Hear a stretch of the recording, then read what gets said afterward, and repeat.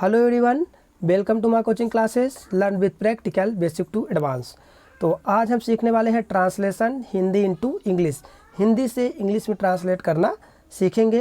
Translate का अर्थ ही होता है किसी एक भाषा को किसी दूसरी भाषा में बदलना, लेकिन मीनिंग ना बदले। अर्थात जैसे कोई चीज़ हिंदी में लिखी है तो उसको इंग्लिश में हम ट्रांसलेट करेंगे, दूसरे भाषा में कन्वर्ट करेंगे, लेकिन मीनिंग नहीं बदलनी चाहिए। ठीक है, तो ट्रांसलेट भी सीखेंगे, ग्रामर भी सीखेंगे, वोकैब भी सीखेंगे। तो इसके साथ साथ सबसे पहले आप जान लीजिए, सबसे पहले हम एकदम नॉर्मली ट्रांसलेट करेंगे। उसके बाद एक एक सब्जेक्ट क्या होता है, वर्ब क्या है, उसके अलावा सेंटेंस कौन सा है, टेंस कौन सा है, ये सारी चीज़ों के बारे में हम बताएंगे। ठीक है, सबसे पहले आप देखते हैं कि यहाँ पे लिखा है क्या है कि अशोक एक प्रसिद्ध सम्राट था। ठीक है, सबसे पहला आपका है अशोक एक प्रसिद्ध सम्राट था। तो ये पास्ट की बात है, पास्ट की वजह से यहाँ पे वाज लगा है। तो Ashok was a great emperor, Ashok एक प्रसिद्ध सम्राट था।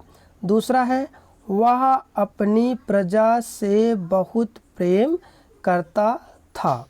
ठीक है, he loved his subject very much. Kalinga युद्ध के बाद वह युद्ध से घृणा करने लगा।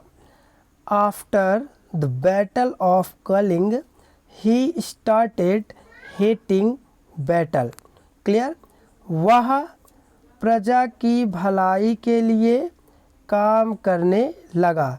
He started working the welfare of his subject. Clear है, ते हमने ट्रांसलेट कर लिया है। अब इसके पीछे के रीजन को भी समझ लेते हैं। ठीक है, उसके बाद हम वोकैबुलरी को समझेंगे। तो अशोक एक प्रसिद्ध सम्राट था, और यहाँ पर आप देख पा रहे होंगे था। तो ये जो था है अर्थात ये पास्ट की बात है। पास्ट में एकदम सिंपल सी बात है, इसलिए पास्ट का सिंपल सेंटेंस है। आपको पता है कि अशोक यहाँ पे सब्जेक्ट है। सब्जेक्ट क्या होता है किसी सेंटेंस में? सब्जेक्ट काम होता है कर्ता, अर्थात जो एक्शन है सेंटेंस के अंदर, उसको एक्शन को कर कौन रहा है वो होता है सब्जेक्ट, या फिर उस सेंटेंस में किसके बारे में बताया जा रहा है वो होता है आपका सब्जेक्ट। तो सब्जेक्ट पहचानने के दो तरीके हैं। आप किसी भी एक्शन पर हु करके लगाओगे, हु क्वेश्चन करोगे, तो हु का आंसर जो आएगा वही होगा सब्जेक्ट। ये एक्शन ले कौन रहा है या ये एक्शन कर कौन रहा है वही कहलाता है सब्जेक्ट, या फिर किसके बारे में बताया जा रहा है वो होता है सब्जेक्ट। तो जो प्रसिद्ध सम्राट थे वो कौन थे? अशोक थे, इसलिए यहाँ पे अशोक सब्जेक्ट हो गया। तो यहाँ पे अशोक आपका सब्जेक्ट हो जाएगा, और वाज यहाँ पे वर्ब हो जाएगी। आपको पता है कि था, थी, थे के लिए वर्ब होता है वाज या वर, और अशोक सिंगुलर है इसलिए यहाँ पे वाज लगा, अशोक प्लूरल होते तो वर लगता। क्लियर है, उसके बाद देखते हैं वह अपनी प्रजा से बहुत प्रेम करता था। फिर दूसरा भी सेंटेंस, यहाँ पे सेंटेंस की अगर बात करें तो ये असर्टिव सेंटेंस है। असर्टिव सेंटेंस में अफर्मेटिव सेंटेंस है, अर्थात किसी भी प्रकार का नकारात्मक भाव नहीं आ रहा है, नहीं शब्द किसी भी प्रकार से नहीं आए हैं, ना तो किसी प्रकार का क्वेश्चन पूछा गया है, इसलिए ये अफर्मेटिव का सेंटेंस है। और अफर्मेटिव के सेंटेंस का जो स्ट्रक्चर होता है वो होता है सब्जेक्ट। क्या होता है? सब्जेक्ट होता है, उस सब्जेक्ट के बाद होता है वर्ब, वर्ब के बाद होता है ऑब्जेक्ट। क्लियर है, तो सब्जेक्ट वर्ब ऑब्जेक्ट, ही आपका यहाँ पे सब्जेक्ट है, लव्ड यहाँ पे आपका वर्ब है, और हिज सब्जेक्ट वहाँ का ऑब्जेक्ट है। तो सब्जेक्ट वर्ब ऑब्जेक्ट, वर्ब मतलब हेल्पिंग वर्ब और मेन वर्ब ही। ठीक है, तो आपको हमने बताया कि सब्जेक्ट को पहचानने का एक ही तरीका है कि ये जो बहुत प्रेम करता था, अर्थात जो प्रेम करता था वो कौन था?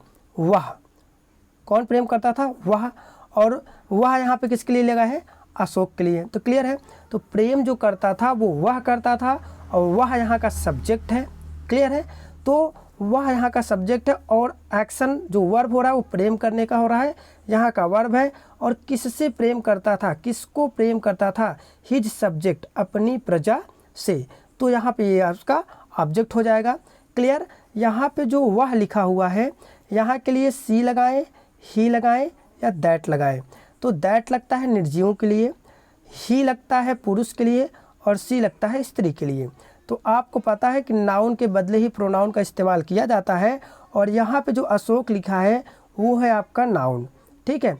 और नाउन के बदले दोबारा अशोक बार बार लिखना अच्छा नहीं होगा, इसलिए यहाँ पे दोबारा प्रोनाउन का प्रयोग किया गया है वह, और यही वह अशोक जेंट्स है इसलिए यहाँ पे ही लगेगा, ठीक है। और पास्ट इंडेफिनिट टेंस है, ये टेंस जो है वो पास्ट इंडेफिनिट है।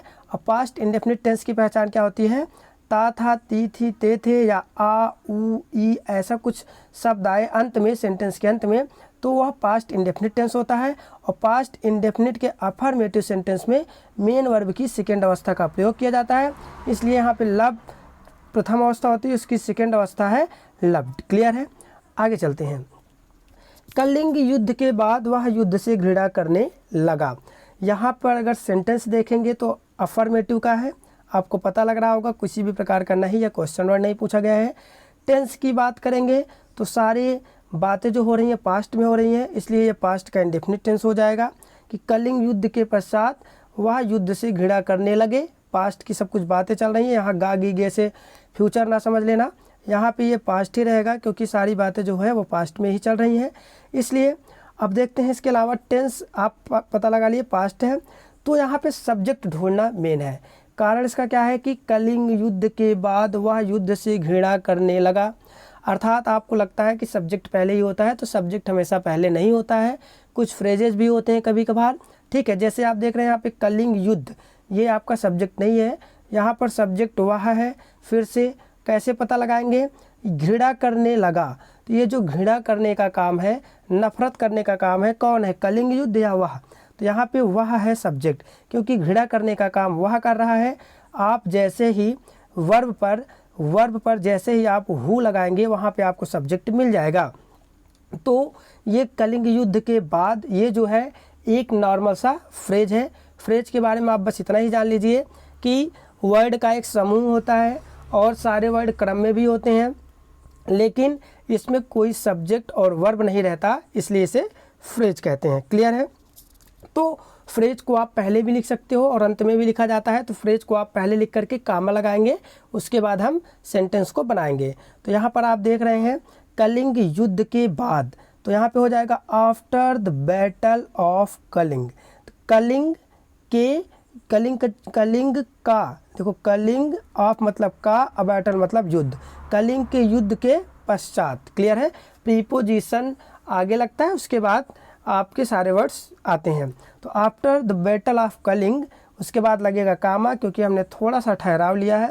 वह युद्ध से घृणा करने लगा, तो जब कोई काम करने आप लगातार करने लगते हैं, शुरू कर देते हैं, तो वहाँ पर स्टार्टेड का आप प्रयोग कर सकते हैं, बिगेन का भी प्रयोग किया जाता है, तो आप यहाँ पर स्टार्टेड का प्रयोग करेंगे, ठीक है। ही स्टार्टेड, और आपको पता है कि मेन वर्ब की सेकेंड अवस्था स्टार्टेड लग रही है, स्टार्ट नहीं स्टार्टेड लग रही है, क्योंकि यह अफर्मेटिव का सेंटेंस है।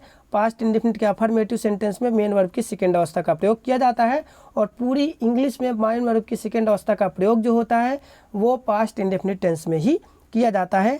तो ही स्टार्टेड, और स्टार्टेड के बाद मेन वर्ब की प्रथम अवस्था में आईएनजी का प्रयोग किया जाता है, जो कि यहाँ पे जीरंड का काम कर रहा है। तो ही स्टार्टेड हेटिंग, वह नफरत करने लगा, शुरू कर दिया, मतलब ऐसा काम अब जारी है। किस चीज़ का? बैटल से। किस चीज़ से नफरत कर रहा है? बैटल का।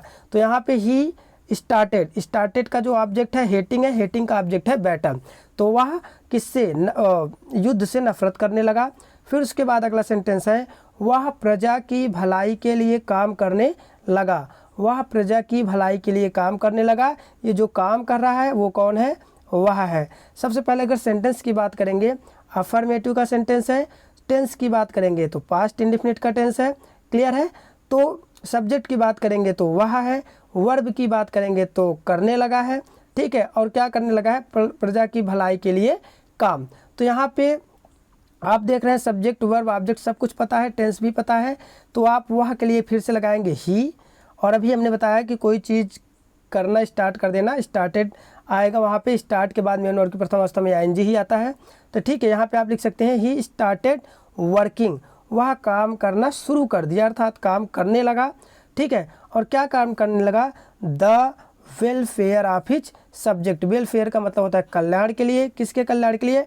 Of his subject. सब्जेक्ट मतलब यहाँ विषय नहीं है, सब्जेक्ट का अर्थ होता है प्रजा। क्लियर है? तो यहाँ पे आप लिख सकते हैं ही started working the welfare of his people.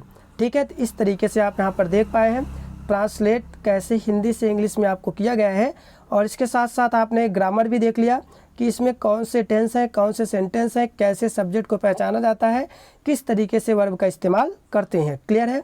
और इसके बाद अब वोकैबुलरी देखेंगे तो आपको यहाँ एम्परर दिख रहा होगा। एम्परर का मतलब होता है सम्राट, किंग राजा। सब्जेक्ट का मतलब होता है यहाँ पे प्रजा। ठीक है, अब बैटल का मतलब होता है यहाँ पे युद्ध। वेलफेयर का मतलब होता है कल्याण के लिए। हेट मतलब होता है नफ़रत।